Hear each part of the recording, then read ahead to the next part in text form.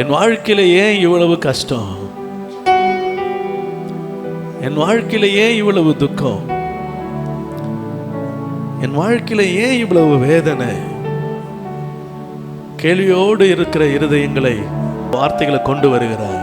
உன் சுக வாழ்வு சீக்கிரத்தில் துளிர்க்கும், உன் சுக வாழ்வு சீக்கிரத்தில் துளிர்க்கும்ன்ற வார்த்தைக்கு முன்பதாக அந்த வார்த்தையுடைய அர்த்தம் என்னன்னா, உன் வாழ்க்கை கவலைக்குள்ள இருக்குது, உன் வாழ்க்கை கண்ணீருக்குள்ள இருக்குது, உன் வாழ்க்கை பிரச்சனைக்குள்ள இருக்குது, இன்னும் துளிர்க்கல அந்த காரியம் இருக்குது.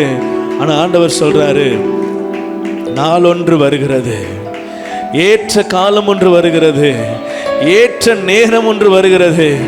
ஓ, அந்த நேரத்தில் தண்ணி திராட்சை ரசமா மாறும்.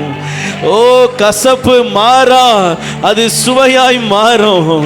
எரிகோ இல்லாம போகும், செங்கடல் தானா பிரிந்து வழிவிடும். ஓ, எந்த காலத்திலும் காணாத அதிசயங்கள் கண்கள் காணும்படியாய் காற்று இருக்காது, மழை இருக்காது, ஆசீர்வாதத்துக்கு குறையே இருக்காது. உன் தேசம் வாழ்க்கைப்படும். வசனம் இப்படியாய் சொல்லுகிறது, கர்த்தர் சீயோனிலிருந்து உன்னை ஆசீர்வதிப்பார்.